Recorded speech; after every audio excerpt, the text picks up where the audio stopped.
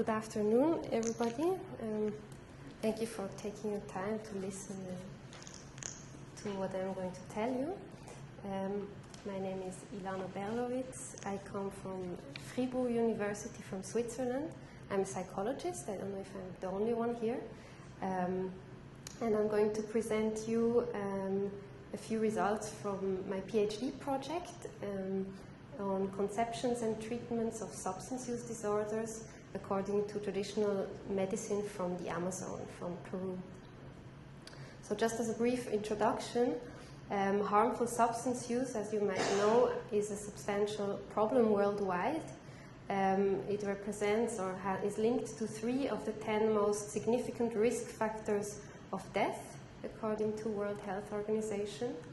It comes with high societal and economic costs, and of course also with substantial suffering on the individual level.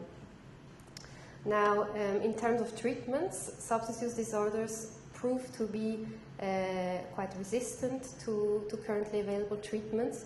The relapse rate, so relapsing into consumption even after having received treatment, are high, well above 90% usually. So improved treatments are quite urgently needed. Now, as it is in the Peruvian Upper Amazon, there exists a treatment center that has been founded in the early 1990s by a French medical doctor called Jacques Mabi. He came there on a mission with Doctors Without Borders and discovered the richness of the traditional medicine there and decided to found this center. And together with his associates, he developed a therapeutic protocol that combines Western contemporary treatments, like psychotherapy mostly, in combination with Amazonian traditional techniques. Now, this center is operative since the 1990s, but there is no scientific basis yet, or scientific confirmation of the effectiveness of this treatment. So we decided from the University of Fribourg to empirically investigate the therapeutic potential of this treatment that is offered at this clinic in the context of addictions. Collaborators are 3 universities from Switzerland and also the Takiwasi Center in Peru, and the funding is provided by Swiss National Science Foundation. So just to give you a brief overview of the project, and after that I'm going to present you a few first results from one sub-study. So the project employs a multimodal strategy. So we're doing interviews as a qualitative study. We're doing interviews with practitioners or traditional healers on their conceptions of addiction, how do they understand addiction, and what are the treatment methods. And then we focus on a second set of interviews on a particular treatment method they use. And we also use quantitative research methods, mainly questionnaires, structured interviews, which is standard in psychology, to assess the overall therapeutic effects of the treatment, plus some therapeutic effects and mechanisms of a selected Amazonian treatment method. So now I'm going to go into a little bit more of detail of this first sub-study, in which we focus on conceptions and treatments of addictions according to traditional Amazonian medicine. So this is a qualitative field study. The sample that we've used consists of 13 practitioners of traditional medicine. The methods that we employed are semi-structured interviews, where we ask them questions on their understanding of characteristics and symptoms of substance use disorders. We asked them about their views on causes and antecedents of substance use disorders, and we asked them about the methods that are used to treat substance use disorders within the medicinal tradition from the Amazon. The data was then analyzed. So first the interviews were tape recorded and then transcribed. And then we performed qualitative content analysis according to Myring. So the characteristics of the sample, very briefly, the average age of the healers that we interviewed was 52. The years of experience on average they had in traditional Amazonian medicine was 28, and they had worked with the Takiwasi Center for 13 years on average before the interviews. They were trained in a variety of traditions. Actually, most of them said they had training with different Amazonian tribes. Some were trained exclusively in the Ashaninka tradition, others exclusively in the Quechua Lamas tradition, others in the Chasuta tradition, and others in the Putumayo from Colombia. The ethnic affiliation of the healers that we interviewed were mostly Peruvian mestizo, so that is some kind of mixture between indigenous Peruvian and Hispanic mostly. And then some identified themselves as indigenous Amazonian, and then some others saw themselves as Westerners.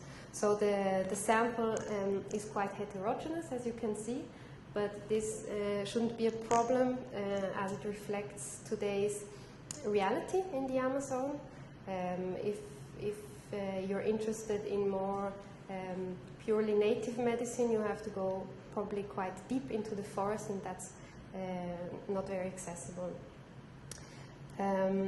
So the qualitative data analysis was done using two steps. First, we deductively defined the main categories on the basis of the research questions. So we were analyzing the textual material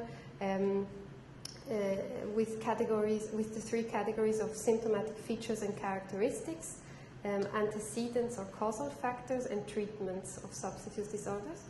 And then within those categories, we inductively defined further coding categories, and this was done on the basis of the interview material.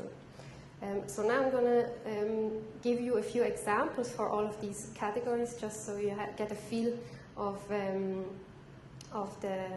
contents that we actually could document using these interviews. So with regards to the first category, the symptomatic features and characteristics of substance use disorders, the analysis yielded 4 coding categories. The first one was a type of classification or contextualization of substance use disorders, and there the healers told us things like substance use disorders are a vice, it's a spiritual illness, it's an illness of the soul, it's primarily a Western malaise, it's a cultural illness, it's an ill-conducted attempt of self-initiation, and so on.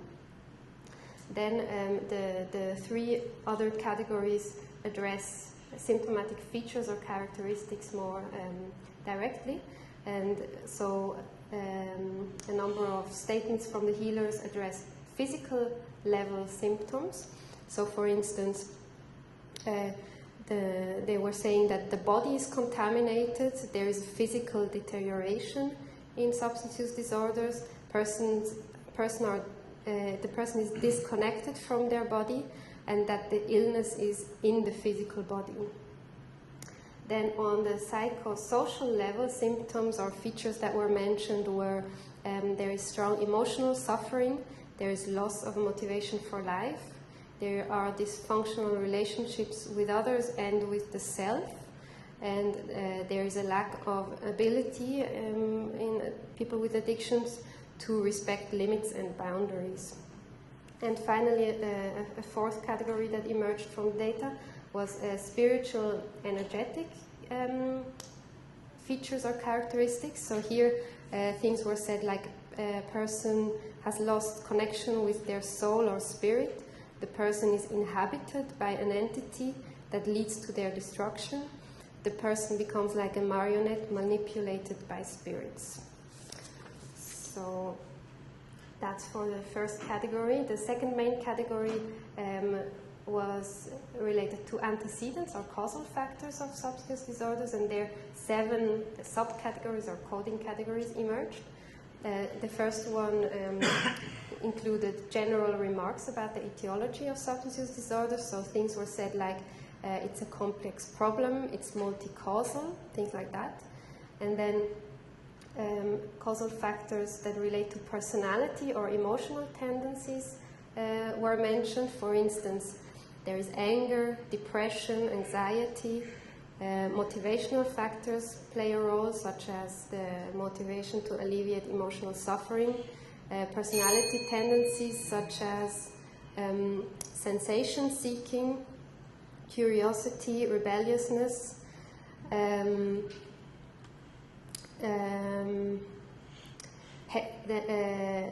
Different category addressed hereditary or physiological factors as antecedents. For instance, the healers mentioned genetic predispositions, physiological disturbances, transgenerational heredity on different levels. Then life stressors as antecedents were mentioned. For instance, trauma, sexual violence, childhood abuse, failed relationships, or disappointing life events. The familial or social environment was mentioned as an antecedent to addictions. For instance, dysfunctional relationship with mother, absence of father figure, peer pressure, social rejection, lack of guidance or attention or affection or discipline from parents. A different set of statements related to a larger socioeconomic context as influencing addictions. For instance, the structure of Western society that generates addictive tendencies. The culture has been replaced by the marketplace. People are removed from their cultural traditions and therefore also from traditional mechanisms of healing. There's an absence of initiation rituals and traditional methods for the maintenance of the soul in Western society, and this promotes addiction. And finally, the category that relates to spiritual or energetic antecedents was mentioned, and here things were said like imbalances between the human and the spiritual world are at the root of addiction. The incorrect use of sacred plants. So I've been told that I have 25 minutes to present, so this presentation will take maybe a little bit longer, I'm afraid. But I will try to skip here the rest, and I just want to show you at least a few examples of the treatment, because I've been talking about Amazonian treatment methods, and you might not know what that is. So I'll just skip through and show you the main components. So the main components, according to the healers, consist of purging rituals, dietary retreats in the jungle, and ceremonial plants that are used. So purging rituals are rituals done with emetic plants that are used intensely at the treatment outset and then moderately throughout the whole treatment. So this is an example. It's a group ritual in which the herbal emetic is administered, and then people have to drink lots of water and are purging, vomiting, and this helps to reduce withdrawal effects of the drug and also assists with the craving, also psychological craving. Second set of main treatments, as identified by the healers, consist of jungle retreats, where the patients are in a jungle hut in seclusion that looks like this. They have very restricted food or a very restricted diet and also other behavioral rules, and they drink plant remedy every day.